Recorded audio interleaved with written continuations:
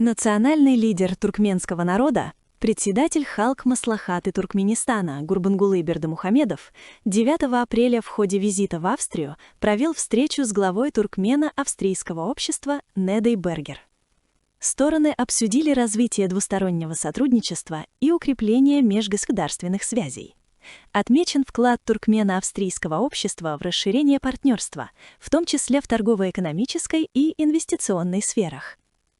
В ходе переговоров подчеркнута роль культурно-гуманитарного взаимодействия. В этом контексте отмечена деятельность Туркмено-австрийского симфонического оркестра «Галкыныш», объединяющего представителей творческих кругов двух стран. Собеседники подтвердили наличие потенциала для дальнейшего развития сотрудничества и выразили готовность к его укреплению.